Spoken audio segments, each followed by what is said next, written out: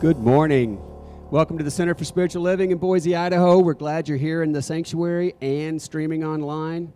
We are fortunate today to have Miss Lisa Bittick with us. Give her a big hand.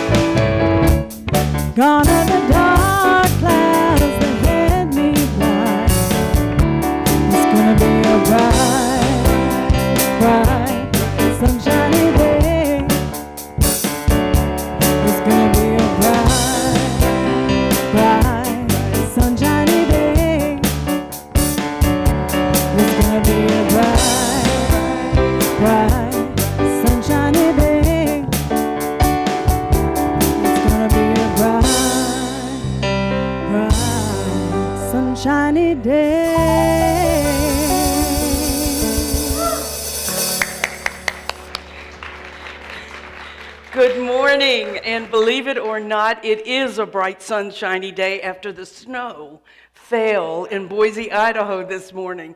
That's for all my Southern California friends that are trying to stay cool. It snowed this morning. I'm just saying. Good morning.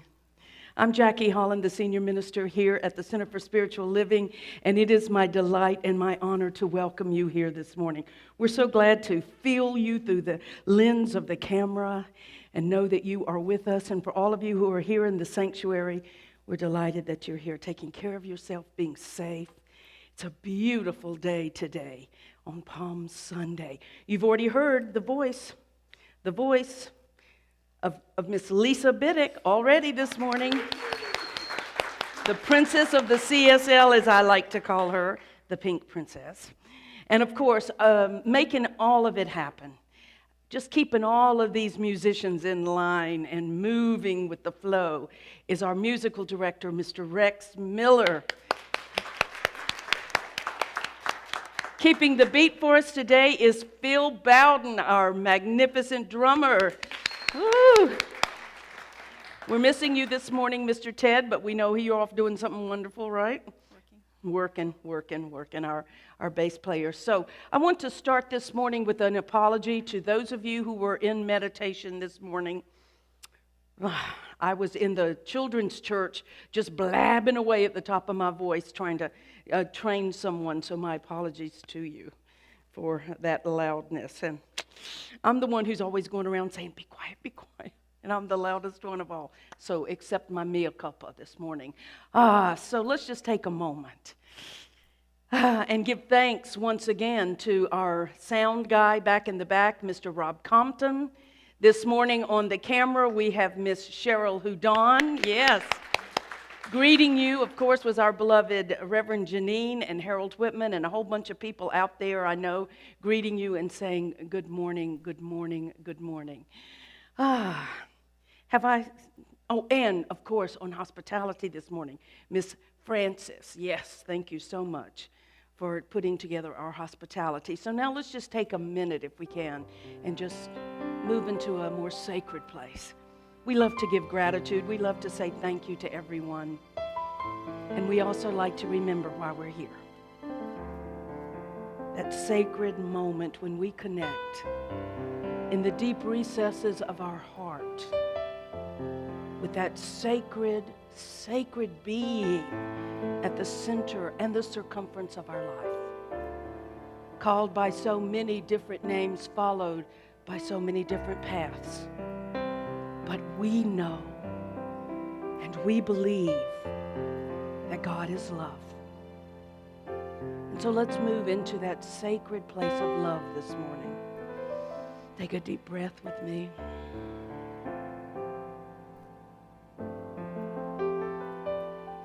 And just center ourselves in love.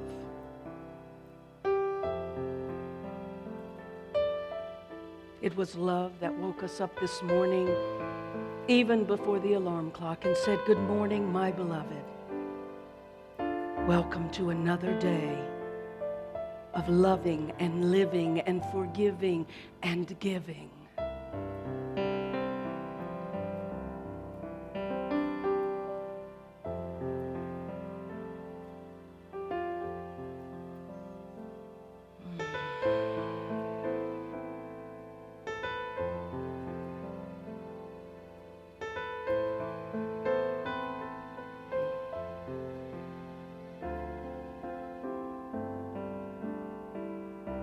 Now open your heart and minds to receive the word spoken by our beloved practitioner, Miss Deborah Whitman.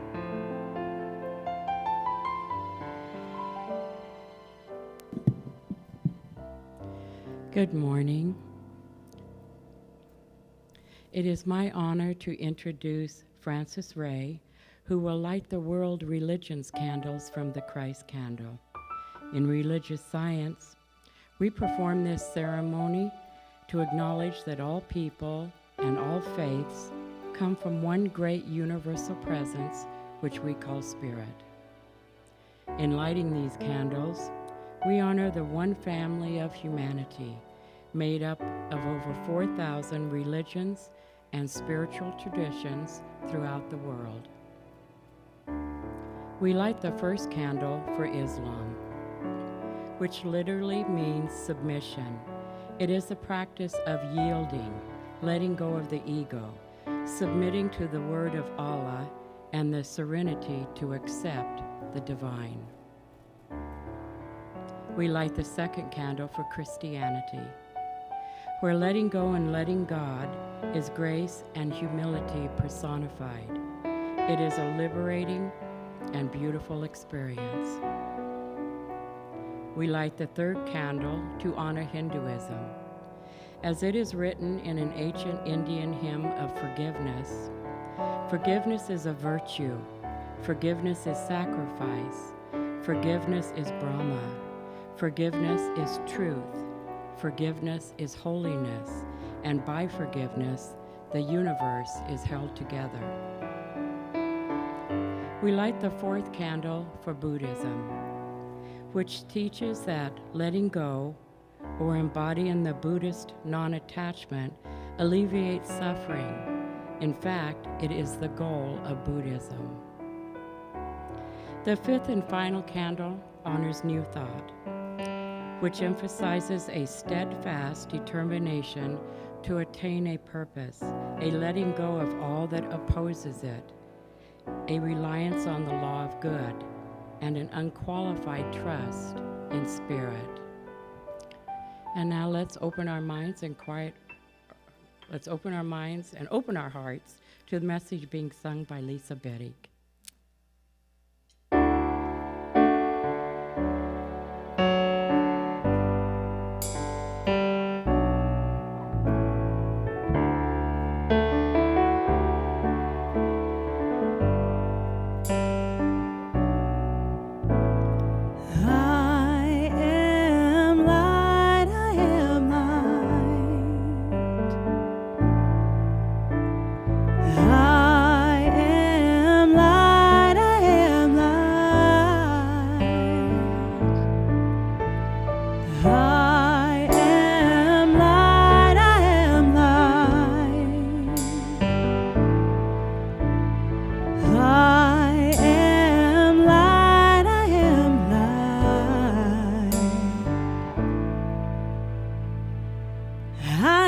The things my family did.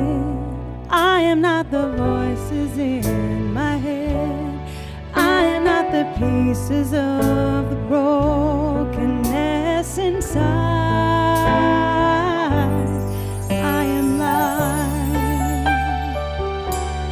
I am light. I am light. I am light. I am light. I am light. I am light. I am light. I'm not the mistakes that I have made, or any of the things that caused me pain. I am not the pieces of the dream I left behind. I am light. I am light. I am light. I am light.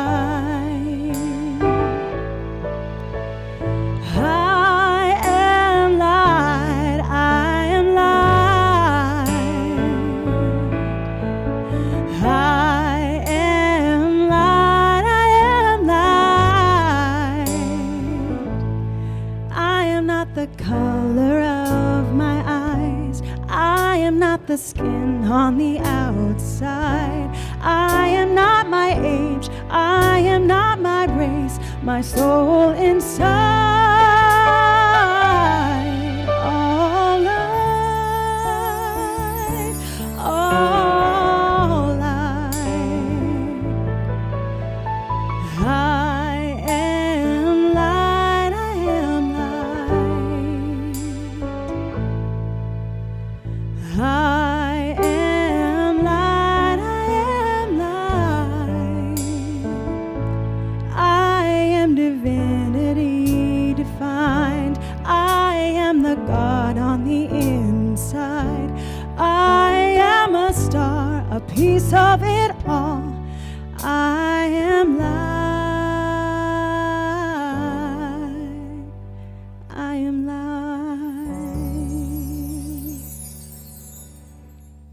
Please join me in prayer. If you're comfortable, close your eyes to avoid any outer distractions. And let's just take a deep breath in. As we recognize that one presence, that one power, that one source of life, that infinite intelligence that is flowing through everything, everywhere at all times. I know I'm one with this presence. I know we all are, and beyond these walls. We are the light of the world. We are eternal beings. We are spirit expressing here in human form on Mother Earth. And I give so much thanks for this service today, for everyone in these seats, everyone streaming. I give thanks for all of the volunteers who helped make this possible.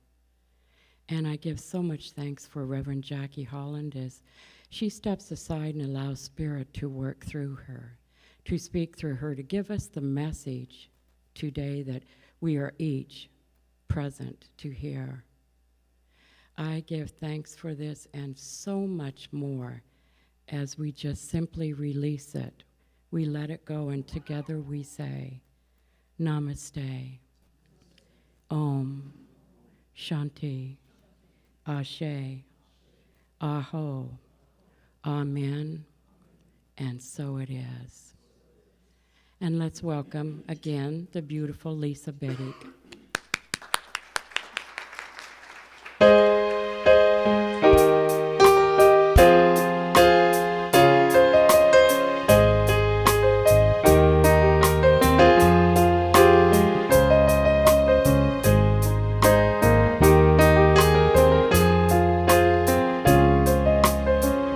I could see the weight there in your eyes.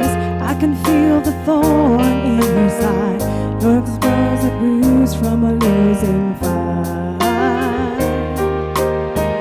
One way down a dead-end street, broken glass underneath your feet. You think the day won't break the sunless night. The sun will rise, the sun will rise.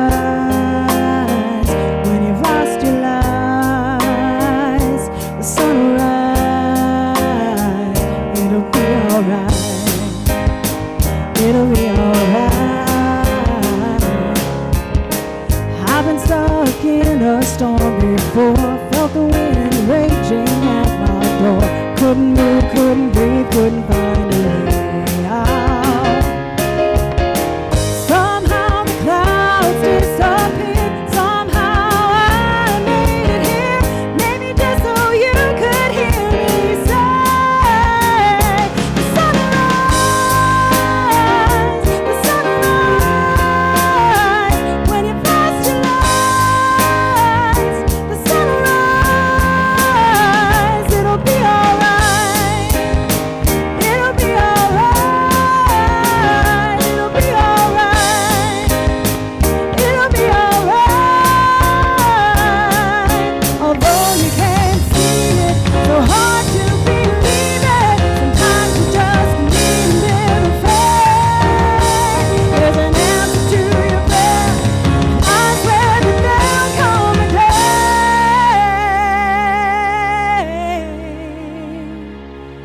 The sun will rise.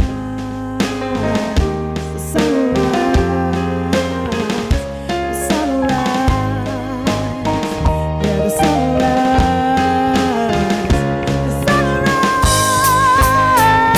The sun will rise. The sun will rise. The sun will rise. It'll be alright.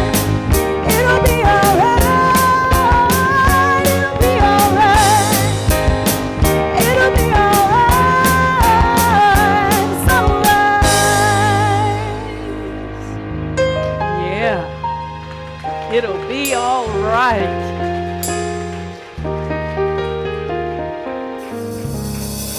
It'll be all right. Good morning. Oh, how many of you were here Wednesday night for our first Awakening Wednesday, huh? You know, we would like to invite Loretta Knowles just to come up to the front for just a moment. As you know, Awakening Wednesdays was Loretta's dream child, and she made it come true. So, Loretta, I'd like just to offer and present to you, would you get a picture? These wonderful tulips representing the newness and the opening of spring and the beauty that is you. We love you, darling, and we thank you for everything that you did on Wednesday night. Woo! And of course, Wednesday night would not have happened without Mr. Shaddy. Shaddy, please stand and take a bow. Amazingly delicious food. And for those of you who don't know what I'm talking about, Wednesday nights now at the church, we have something which we call Awakening Wednesdays. And on the first Wednesday of every month, we're going to have a speaker. But every other Wednesday night, beginning at 5:30, we have yoga at 5:30. And then at what time does Course in Miracles start? 7 o'clock to 8 o'clock, we have Course in Miracles, and we're adding new things every week. Every week, we're going to be adding new and different things. So you can come here on Wednesday night, do yoga, do A Course in Miracles, and you'll have other choices as well of things to do. on Wednesday night. Stay tuned for more information about it as the church continues to reopen after the horrific couple of years we've had. Yes, the wonderful couple of years that we've had. Oh, so good morning. Today, as many of you know, is Palm Sunday. You know, I love Palm Sunday. As a little girl growing up in the South, going to the Southern Baptist Church, we, of course, celebrated all of these magnificent holidays. And as you know, this year, our sacred for Christians around the globe, our sacred holiday also coincides with so many other of the major world religions, especially Passover that begins this week as well. Palm Sunday always reminds me of the journey or of questing. I love that word, questing, searching, questing, the journey. Jungian analyst Jean Bowden said this: if we are spiritual beings on a human path rather than a human beings who may be on a spiritual path, then life is not only a journey, but a pilgrimage and a quest as well. Life is a pilgrimage and a quest. The image of the journey, quest, or pilgrimage is the central theme of most wisdom traditions. When a monk asks the question, "What is the Tao?" Master Uman replies, "Walk on." What is the Tao? Walk on. It's important to keep moving, or as Confucius would say, it does not matter how slowly you go, as long as you don't stop when you're on the quest. In the Bible, in the Christian Bible that so many of us grew up with, and in the Torah as well, in the Old and the New Testaments, the Jews wandered in the wilderness on the way to the Promised Land. In the New Testament, we read about Jesus of Nazareth, the Christ, taking a long, hard road to Jerusalem. And Saul, who was converted to Paul, of course, was transformed on his journey on the road. Throughout history, people have looked for spiritual renewal, and they have gone on pilgrimages to sacred sites. Once in a lifetime, Muslims are under the obligation to journey to Mecca. They set out with high hopes of quickening their faith. For many of us, especially those of us who are in New Thought, ancient wisdom teachings, it is the inner quest, it is the inner journey that's important to us. This idea of questing within, searching, doing soul searching to find out who and what we really are. Trappist monk Thomas Merton wrote this: our real journey in life is interior within. It is a matter of growth, deepening, and of an even greater surrender to the creative action of love and grace in our lives. It's the inward journey, surrendering, letting go. We've been talking about that for the last 3 weeks. Surrendering, letting go, and allowing grace and love to fill our lives, to become who and what we truly are. The point of questing, of journeying, is to polish our souls. It's to help us grow to greater magnificence. The point of the quest is to help us discover who we truly are and what we're really meant to do. But it takes discipline. This interior journey takes discipline, a lot of discipline, and oh, how we hate that word. I remind you once again, as I always do, that the root word of discipline is disciple. To disciple yourself, to support yourself, to love yourself. The spiritual journey is one, as Indian philosopher and poet Sri Andanobi, I'm sorry, I cannot pronounce his name correctly, reminds us. He says, the spiritual journey is one of continuously falling on your face, getting up, brushing yourself off, looking sheepishly at God, and taking another step. That's the journey. And all along this journey, we begin to crave a larger context, a greater understanding of ourselves. Understanding of ourselves. A greater understanding of ourselves. And we keep asking ourselves over and over, who am I? Whose am I? What is my purpose? What am I meant to do? Where am I meant to be? And I think Palm Sunday is one of the most beautiful, beautiful times of our calendar to ask this question. As Jesus himself had courage and discipline and faith on his journey into Jerusalem on that fateful day. So we too must have discipline and faith and conviction and courage on our journey.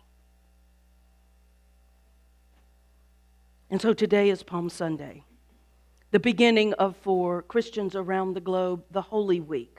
The celebration and the climax and the accumulation of the ministry of Jesus.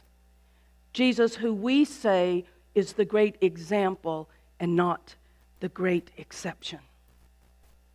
Actually, it's a sacred time of the year for virtually all of the major religions, and it has been so since time eternal. Here in the Western world, we tend to view this period from the perspective of the life of Jesus as reported in the Christian Bible, and so I take 2 times a year to really talk about this man, Jesus, whether he truly existed or he did not. One is never sure. But the Bible is not history. It's actually an occult book written primarily by Middle Easterners who, with the notable exception of Paul, wrote it years after this man Jesus actually existed. And their stories are in the word-of-mouth Oriental tradition that is a mixture of fables and facts and symbols that are designed to convey spiritual ideas, well beyond what the words are themselves saying. You can talk to Shaddy about this after church, after service. I'm sure he'll be happy to talk to you about this. And as they preface their stories in the Middle East, maybe it happened, maybe it didn't. So we don't know for sure. Our faith tells us that at some time in history, someone had to exist to bring this life-affirming message of love and salvation, of compassion and generosity. Someone had to. Maybe it was Jesus, maybe not. Maybe it's just a great story. Each of you have to decide for yourselves what you believe about this. And as I've said in this church many times, I do believe that a man by the name of Jesus of Nazareth existed and lived and taught and preached and modeled for us how to live. Maybe it did, maybe he didn't. In religious science, as in all New Thought, ancient wisdom movements generally, we view the Bible metaphysically or metaphorically. What we say is that the Bible is the story of all of our lives, that we are all the characters, every character in the Bible. That is, it is the story of humanity and our conscious evolution.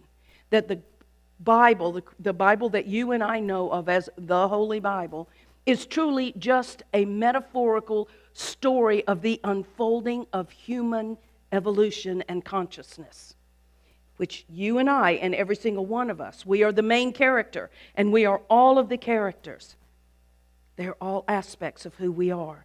So when we think of this sacred Easter, Passover, Palm Sunday sacred story, we are all the people in this story. We are Jesus. We are the doubting Thomas. We are Judas that betrayed.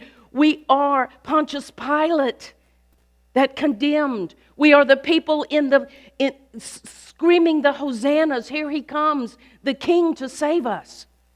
We are the people who just a few days later would deny they even knew him. We are all of those. There are aspects of all of that are within us.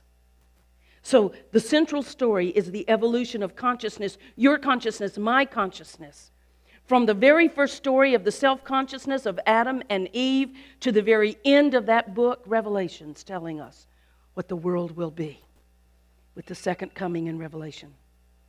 But today's Palm Sunday, and I want to talk a little bit about that story. Now, for you heathens who never went to Bible study, vacation Bible school where they gave you Kool-Aid. And if you think about that,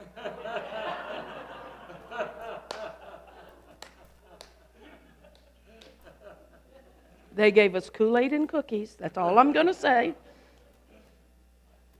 At Snyder Memorial Baptist Church. You all know the story. I'm sure you do. It all started right after Jesus raised Lazarus from the dead in Bethany, which was only 2 miles from Jerusalem, by the way. And the Pharisees, who were the rulers of the time, became afraid of Jesus' growing popularity. They became afraid of his authority. And they were afraid that it was threatening their own position within the Roman Empire.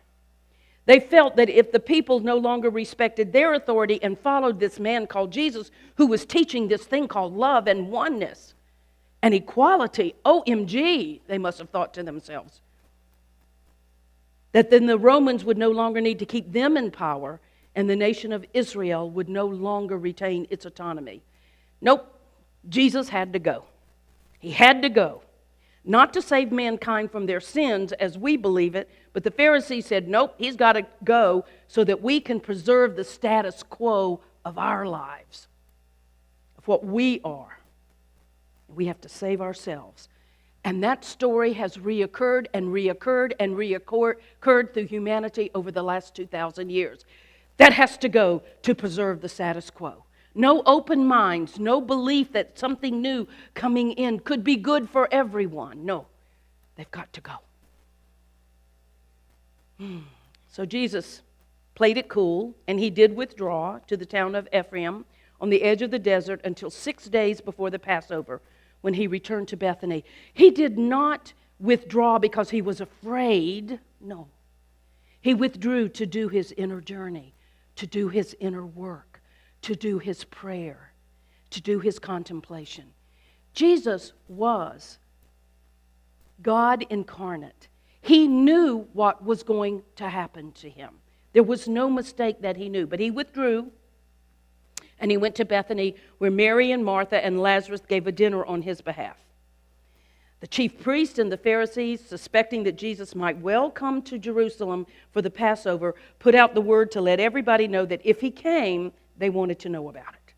Now that went against them because instead of being a warning, it actually fueled the anticipation of the people who were eagerly waiting for the king who had been promised to save them from their slavery. So it fueled their anticipation that the Son of God, that this man was coming. Will he come? Will he come? They must have been saying to themselves. And will they bring Lazarus? You know, Lazarus was dead and he raised him. Will they be bringing the once dead, now alive man with him? They got very excited and they wanted to see him and they became very excited. So in the midst of all of this, realizing that their best plans had backfired, the chief priests decided not only to kill Jesus, but also to kill Lazarus and to destroy the evidence like it never happened. Once again, I could bring so many parallels to what's happening right now in our country, but let's not do that. But when the crowds who had flocked into Jerusalem for the festival heard that Jesus was actually coming, they rushed out to greet him with branches of palm, as you know, stood for royalty and so forth, as he rode into town on a young donkey, in keeping with the scriptural foretelling, "Do not be afraid, daughter of Zion. See, your king is coming, mounted on the colt of a donkey." Listen, there is a class that I give on all of the metaphysical meanings and the symbolism of this great time. And I really want to give it very soon again. Because we could spend all day talking about the symbolism of the colt, which represents new thought, new ideas, innocence. But I want to ask you this question. Why would Jesus, who was the king, choose a colt? That's a little bit like the president coming in on a Ford Fiesta or something.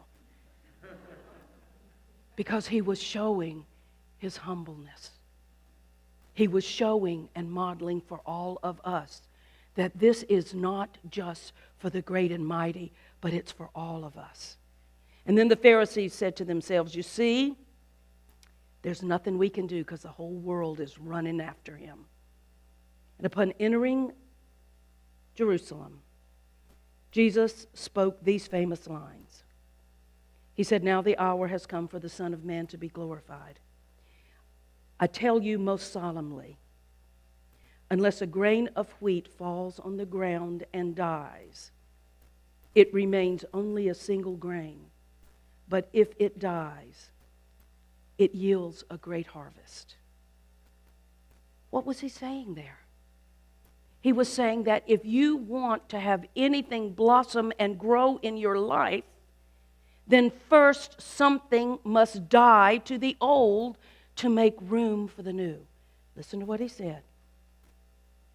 Unless a grain of wheat falls on the ground and dies, it remains only a single grain. But if it dies, it yields a rich harvest. What in our life, as we have been talking about over and over and over, needs to die, to be released in order that it can blossom into something new, into something magnificent? He went on to say this, now my soul is troubled. What shall I say? Father, save me from this hour. But it was for this very reason that I have come to this hour. How many times have we felt like getting on our knees and saying, give it up, God. I'm tired. I don't want to do this. How many times have we done that, only to realize that Spirit and life itself had brought us to this very hour? For this we came. For this purpose we came. There's little doubt that Jesus was talking about his own death when he spoke about the grain falling to the ground and dying so that it could blossom. There's very little doubt that he was saying that. He was speaking of his own death there, but he was also speaking to us about our death to the old, to the addictions, to the old beliefs that no longer work, to the traits and the habits that we have that must fall on the ground and die in order to blossom into something greater. But I think of all the things that are written in this Bible that Jesus, the master teacher, said on this day, the following, to me, is one of the most meaningful. And he says this, the light will be with you only a little longer now. Walk while you have the light, or the dark will overtake you. They who walk in the dark does not know where they are going. While you still have the light, believe in the light, and you will become the sons and daughters of the light. Now, in this one, he is speaking directly to us. He was speaking to his disciples, and he was basically saying to them, I'm not going to be with you much longer, so please, come on. Ask me anything you want to know. I'll tell you. But he's also speaking to us here when he says, walk in the light. Know the truth. Because in the dark, you don't know where you're going. What is the relevance to the way we live today? How might it affect what we say or do or believe in the next week as we enter into this holy week? What is it that he is trying to speak to us? He is trying to say, open your hearts and let in the light. Don't dwell in the darkness. Don't dwell in the darkness. And even more than that, the master teacher is saying to us, don't run away from your problems. Just as he, on that donkey, he could have made any other choice he wanted to. He could have gone back home and taught. He could have gone back home and been a carpenter. He could have done anything he wanted to. He knew what was happening. He knew what was awaiting him in Jerusalem. He had no questions. But he could have turned around, but did not. Because he knew it is for this day that I came to planet Earth. Each of us have come to planet Earth for this day, for what it is that we are to do. Palm Sunday reminds us that we don't run away from our problems, but we have to face them straight on. I myself, over the last 4 days, as I've, I'm just going to prepare you and tell you that if any of you become ministers, anytime you start to write a talk, everything that is in that talk is going to come up to challenge you. You really believe what you're saying, Jackie? Because the last 4 days may have been the darkest days of my life. And I mean that sincerely. Not having anything to do with you or the church, but having to do with some personal family stuff. And I will just tell you that as I'm writing this talk, I'm thinking, as I wrote these words, have you avoided an uncomfortable conversation with somebody because it was difficult?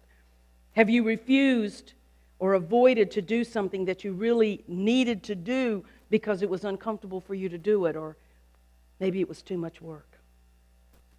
Palm Sunday provides all of us with an amazing and powerful message about how we should face and handle the tough situations in our life that we would prefer to avoid. I have to suspect that Jesus would have liked to have avoided what he knew was going to happen in the next 4 days as he rode on the back of the donkey into the city to the cries of the people. Here he comes. Look at him. Our King. He's going to save us, when he knew that what those people wanted was something that he had not come to do the way they wanted it done. They wanted to be freed, but he came to teach love. The way Jesus prepared himself to face his fate, I believe, demonstrates for all of us how moving through difficult situations in our lives can bring forth a personal transformation, can bring forth a change in our lives, and may I say, in our world as well. So today is the day we honor his triumphant entry into Jerusalem, cheering people, laying down their cloaks.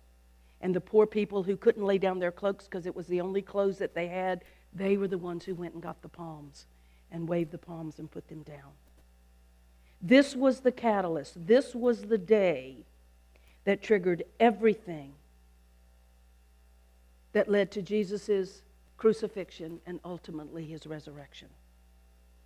And as I've said, what is most inspiring to me is that he was fully aware of what was waiting for him when he entered Jerusalem.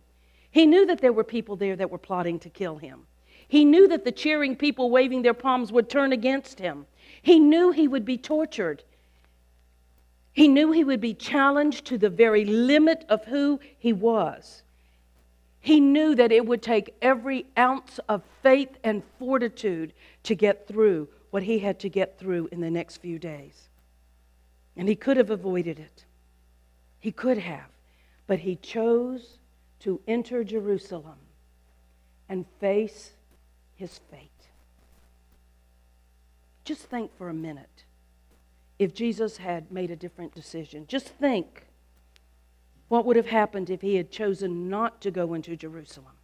All the momentum that he built up in his years of ministry, 3 short years, by the way, most likely would have dissipated. There would have been no betrayal, no trial, no crucifixion, no resurrection.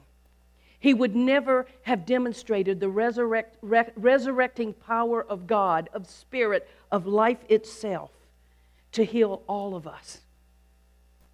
He never would have elevated himself to the level of greatness that has changed our world. Humanity would not have been blessed with that great teaching of Jesus, the master teacher of love and oneness and truth. The world would not be what it is today. Maybe it would have been better. I cannot say. All I know is that had he made a different decision, everything would have changed. And that is the truth of you as well. That is the truth of you. Similarly, if you don't step into the situations that are in front of you today, what will happen in your world? If you can't face the difficult, if I can't face the difficult things, what will pass by in my life? What blessings will I miss? What blessings will you miss? What gifts and qualities that God gave to you to bring to this world will the world never have because we were afraid and turned away from the difficult things? You know what's in store for you. You really do, just as he did. You won't be crucified on a cross. Many people crucify me every week with their words. The point I'm making is that you know what's ahead of you, that your belief leads you to know, your faith teaches you that life is good, that the universe is here to support us no matter what we do. And when we can step into that truth, the world is blessed.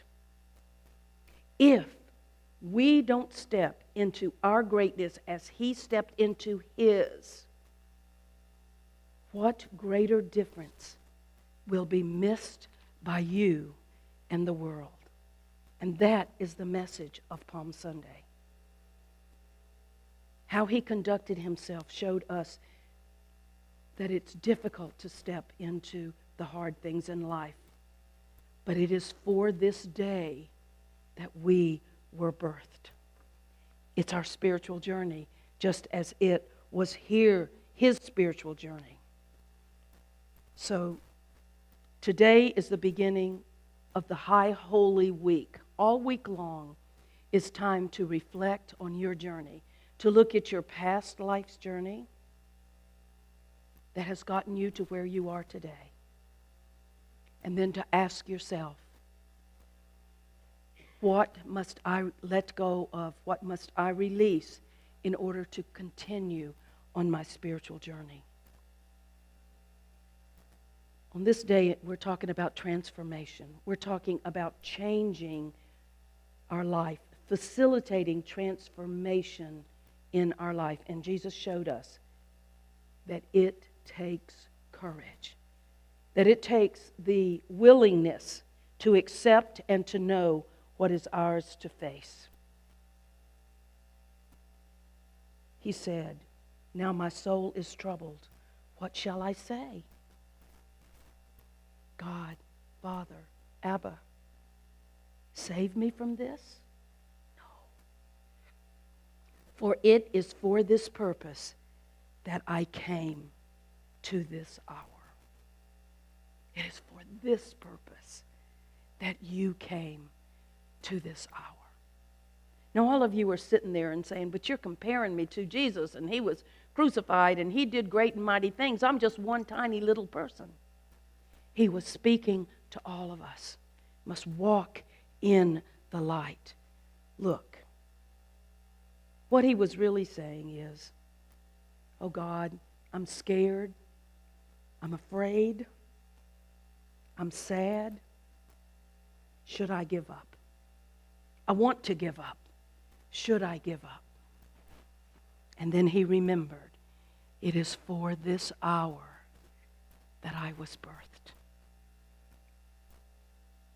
I don't know what your purpose in life is. I don't even know what my purpose in life is. It changes minute by minute, I can assure you.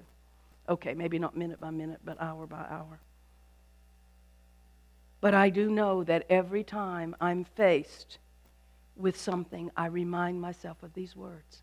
It is for this hour that I was birthed, that I came. So many times, when we're faced with a difficult situation, we want to run away rather than face it. But Jesus taught us that we have to face it, and we have to do what is ours to do. He taught us not to curse it, not to hate it, not to deny it. And most of all, he said, do not resist it, because what we know is that what we resist will continue to persist in our lives in a different form over and over and over and over and over.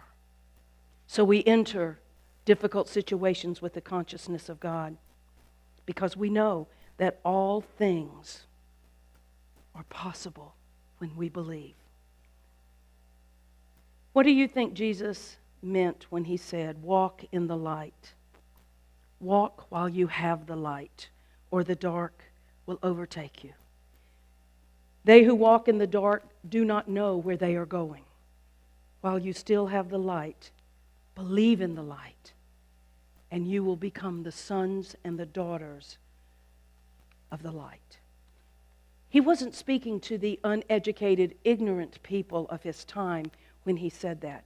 He was speaking to his disciples. He was speaking to his followers, whom in a few days he would say, "Great works that I do, you can do this and even greater." He was to say later, in a few days. He was talking to those people who were beginning to understand their own divinity. He was talking to people who, through his teaching, had just begun to understand that they had responsibility for their own lives.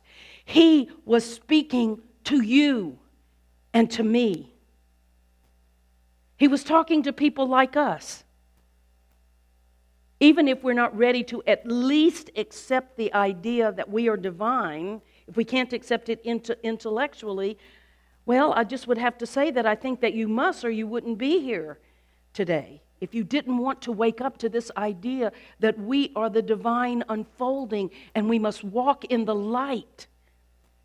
Because when we're in the dark, we don't know where we're going. Religious science is not a fair weather teaching.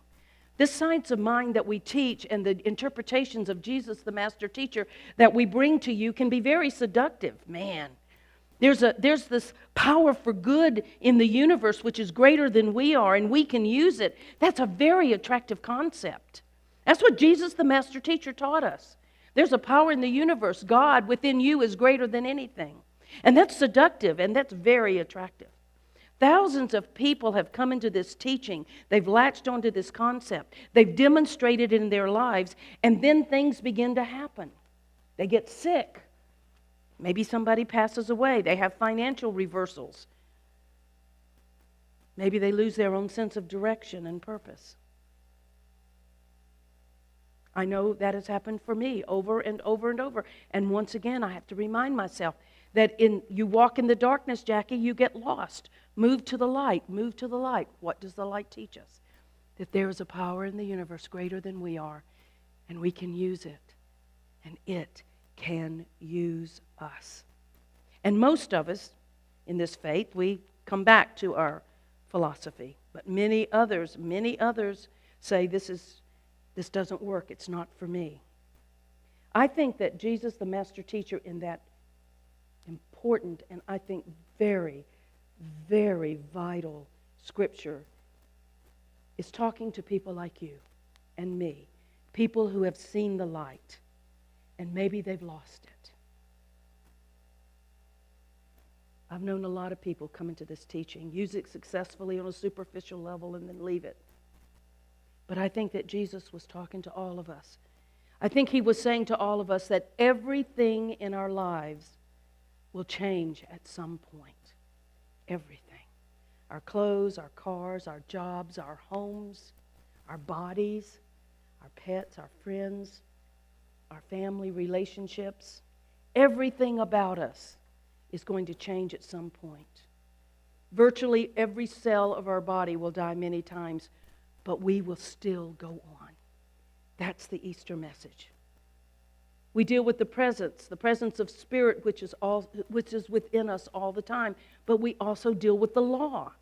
And the most fundamental law of all that Jesus taught and demonstrated on Palm Sunday was the law of mind, that teaches that consciousness manifests. Consciousness manifests. He taught us that what we believe with our hearts and minds, that what we believe deep within us is what will manifest in our lives. We can run from it. We can deny it. We can maybe not want to face it. But by the way, you're not going to change the law. That what we believe, deeply believe, will manifest in our lives.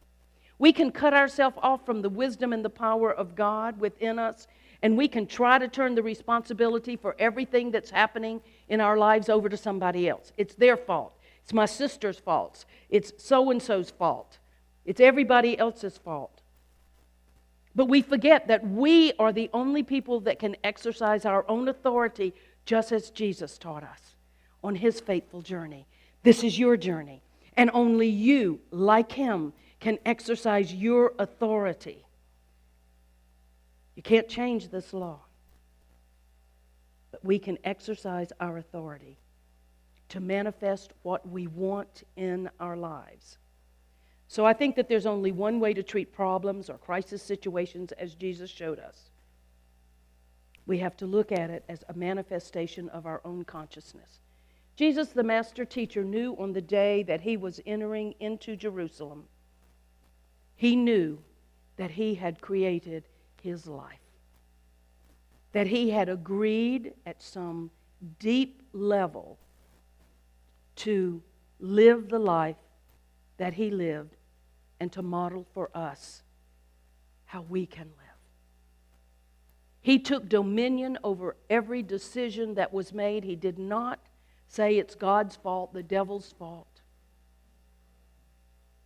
He grieved, he hurt. Take this cup from me, he said. But it is for this hour that I was birthed. Jesus said that the only thing that's holding us from our highest good are our doubts and our fears. And I know that they can seem big. But every crisis, he showed us, every crisis, every problem, every situation has within it the seeds of opportunity that call for letting go of the lesser in order to experience the greater. His journey into Jerusalem was letting go of his human life so that he could embrace his greater yet to be for all of us. No, I do not believe that Jesus came to absolve us from our sins. I do not believe that he died and his blood was shed so that we can be forgiven. Because the God that I know and believe in has no need to forgive. Because the God that we know loves us just the way we are. And there is nothing to be saved from. There is nothing to be saved from. There is only something to be birthed from. To birth from our darkness and our ignorance the light and the knowledge of God's love. Easter comes every year to remind us that the triumph comes. And this is the lesson of Palm Sunday that I want to leave you with. That the triumph that Jesus speaks about, that we speak about in the triumphal entry of Jesus, the triumph comes in realizing that we have precipitated the crisis in our own lives for the primary purpose of allowing something within us greater expression, greater yet to be. Something within us, like Lazarus, that has to die for all intents and purposes until it can be called forth by our Christ consciousness. So the triumphal entry is about you taking charge of your life. Now, you don't have to go out there today and find a cult. You don't have to do that. But this week, I invite each and every one of you to ask yourself this question. What is my Jerusalem? What in my life is my Jerusalem? What is it that I need to enter into in order to express my greatness? You've got a week. You've got a week. You've had a lifetime, but now you've got a week.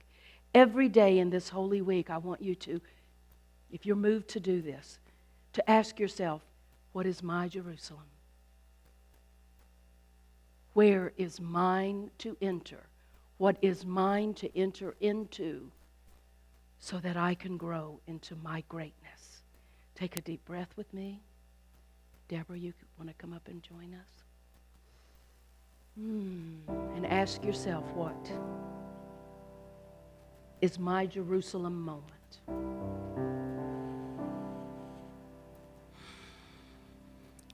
As we relax, as we breathe into this moment, knowing that what is so important is this moment right now. This is what we have. So let us make this a beautiful moment as we recognize that one power and one presence. Let's make this the perfect moment as we know that we are one with this one power, this one presence, that we are one with each person sitting in this seat, in this sanctuary, and beyond these walls. We are one unit, one family. Yet we are here to express individually. We are here to know and become our greater self. We are here to release, to let go, to experience. We are here to be spirit on earth. And as we do this, we may have trials, tribulations.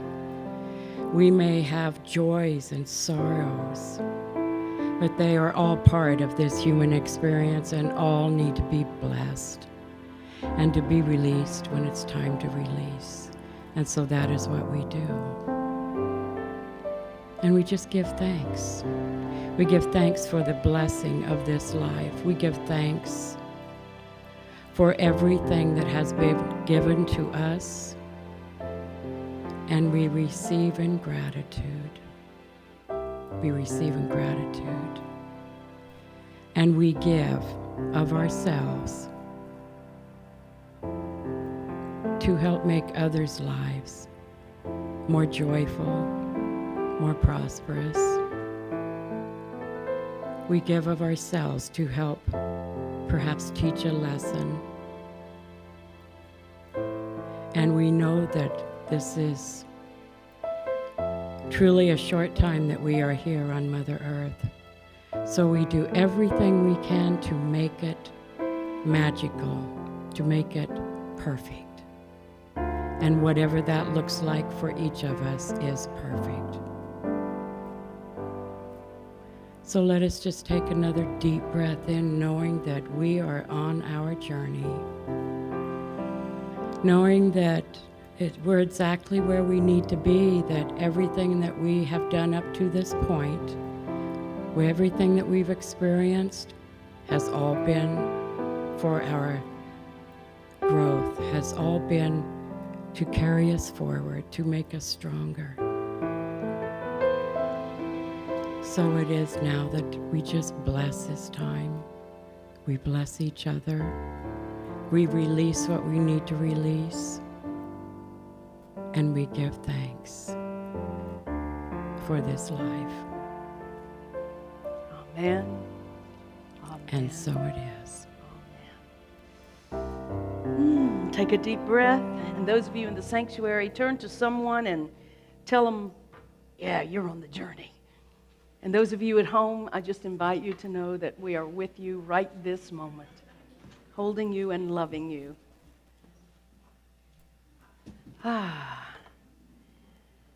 I want to take a few minutes and tell you a really quick story about somebody. You can bring that to me, thank you. And if, whoops, I don't know what that is. Ooh, it's our little butterfly. I want to tell you about a story about a woman who has given her heart and soul and spirit and time and money and dedication for the last 3 years to this church as your board president. I'm talking about Miss J.J. Bullock, who's trying to hide back there, but she might as well come on up. And if there's something else for J.J. as well. Thank you. Thank you. Thank you, thank you, thank you. So, J.J., you got to stand here and be embarrassed because that's how life is.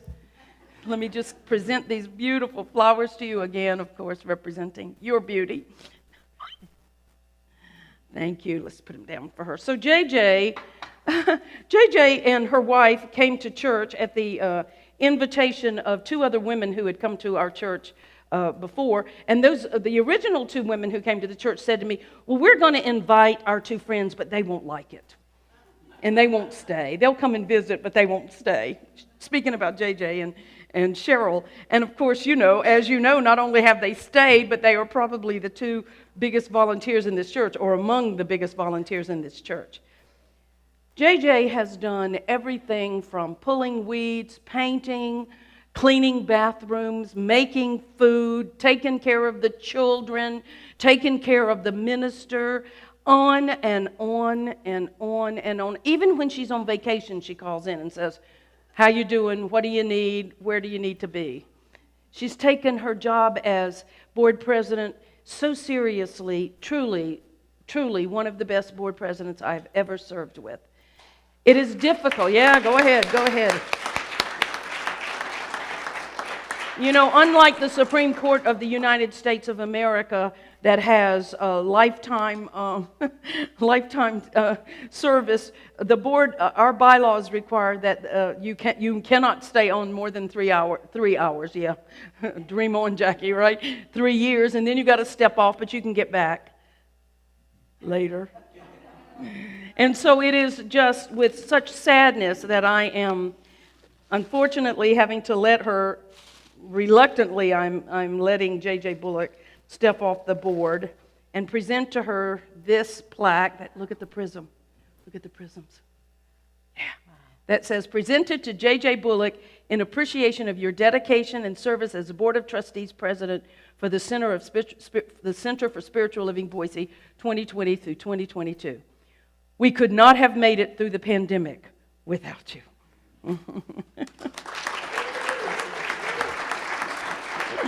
And I got that because I know in your home you have that beautiful glass thing. But really, this one's for me. You ready? Take a close-up of this, Ed. Got it? Here's what it says. I don't want to. I don't have to. You can't make me. I'm retired. J.J. Bullock, ladies and gentlemen. I'm retired. I have the thing for that, so we'll put it back in its box in just a few minutes. Maybe somebody could help her carry her flowers down. Thank you. Let's just stand and give Miss J.J. Bullock an ovation for the service. Woo! J.J., breathe it in. And I'm not gone. Oh, my goodness. And did I mention that as part of her board president duties, she was tasked with the responsibility of bringing me fish and cooking it? Because she did. Oh, this is our conscious giving time, the time when we give back to Spirit that which has so generously been given to us. Thank you. I hid stuff from you, Rex. I hid stuff on Rex's.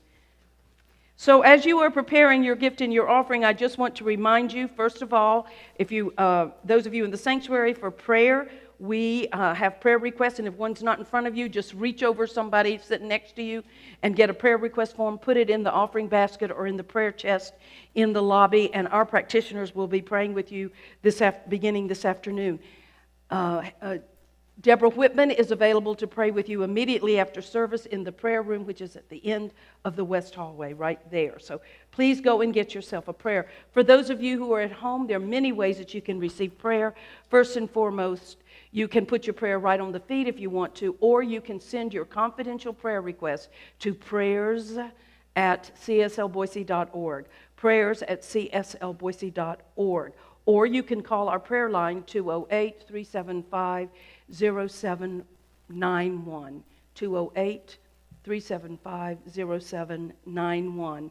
And there are practitioners who are at home waiting to pray with you as well. And if they're available, they're putting their phone numbers on the live feed right now so that you know that you can call a practitioner anytime. If you call that prayer request line that I've just given you, Loretta Knowles, who's head of our prayer ministry, will pick those prayers up. If it's urgent, she will get back to you. If not, she will put the prayer out to our prayer team, and we will begin praying for you. Please get prayer, especially during this Holy Week when many people feel the need to receive prayer.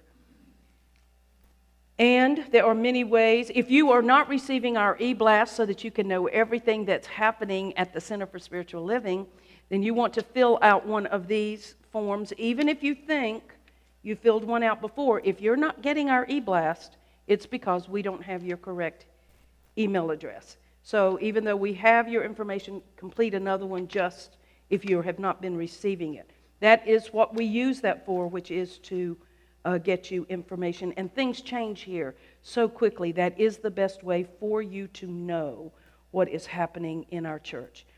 There are many, many ways that you can support the Center for Spiritual Living, and I thank you all so much for your support. Our mobile giving text number is 208-782-4202, 208-782-4202. We're so deeply grateful for your support during these times and your ongoing support. I remind you that next week is Easter Sunday. We're going to have a Easter egg hunt for the children, so please bring your little ones. If you have little ones, grandchildren, and your own children, please bring them for our Easter egg hunt.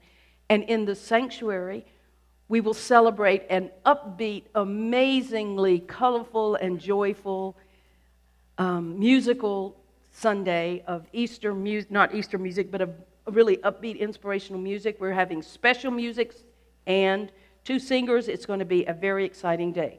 We don't do the darkness of Easter. We do the real message of Easter in this church, which is arise and shine and light. So I invite you next week to join us for Easter Sunday, and we'll have special treats for the adults as well. Are there any visitors in the church today? Are we all family today? Oh, please, let us just welcome you, and I think we have something to put in your hand. JJ, do you have it? Thank you very much, and I invite you, anyone else visiting for the first time today, I invite you to join us immediately after service for hospitality. Oh, another visitor? Do we have another one, JJ? JJ, we have another visitor that hasn't received our welcome packet. I invite you all to stay after church for some hospitality. We have coffee and lemonade and cookies and all kinds of things. And I invite you once again to meet somebody new or to walk up to somebody maybe that you don't know very well and say, hey, I don't know your name. Sorry, I don't know your name, but my name is. And get to know somebody in the church. Be ambassadors of goodwill and faith and love and joy. So let's just take our gift, our offering in our hands. For those of you that do give through one of the 20 different ways to give to this church, and you've already given and you're in the sanctuary, just pick up one of these hearts, hold it against your heart, and put it into the offering basket just as a symbolizing I give to my church. And for those of you who are at home, please know how deeply, deeply we appreciate all that you do to help support our center. Once again, I just cannot let this day go by without expressing my sincere gratitude to Loretta and to Shaddy and to all of the volunteers that came on Wednesday night and made it such an amazing, powerful night of hospitality, night of friendship and delicious food and wonderful yoga. So once again, thank you. Thank you. And please join us for our next Awakened Wednesday. Let's take our gift, our offering in our hands, and know with me that this represents so much more than just money. And we're grateful that it's money, but it represents more than money. It represents the eternal givingness from Spirit through its beloved to your source of spiritual inspiration. We say thank you, thank you, thank you. Let's just take a moment, hold our gift or our heart in our hands and say thank you, thank you, thank you for the journey. Thank you for the support. Thank you for the blessings. As together we say, divine love as me blesses and multiplies all that I am, all that I have, and all that I circulate. And so it is. Check. Amen. Amen. Ladies and gentlemen, the Princess Lisa Bittick.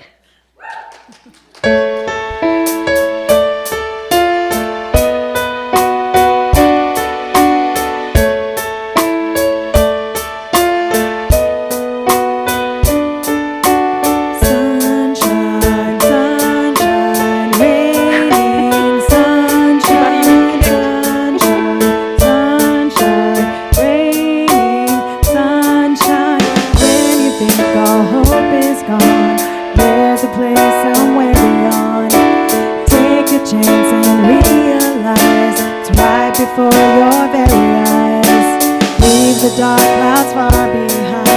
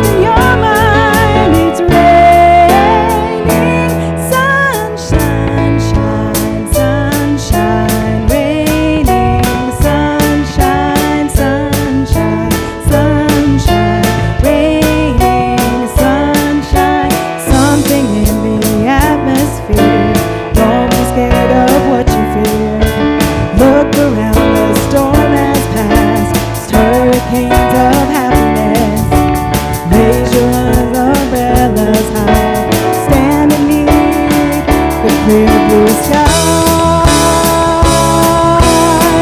It's raining sunshine. It's raining sunshine all over mankind.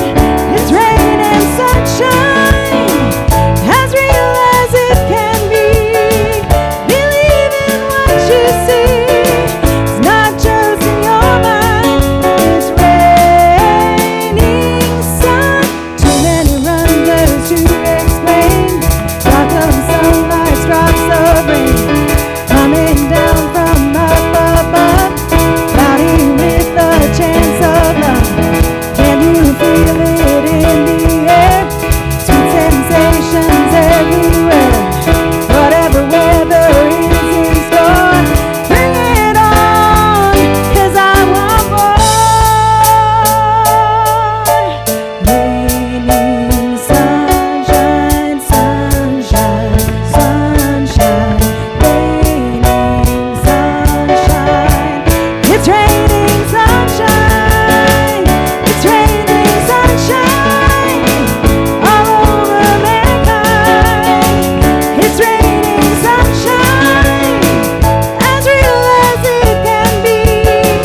Believe in what you see. It's not just in your mind. It's raining sunshine. Thank you, Lisa. Thank you, our CSL house band. And my blessing for us this week is that we absolutely bless our journey to this point, knowing that it was right and it was perfect, and we let go what is not serving us, and we know that we are the light of the world. And so it is. Peace and blessings.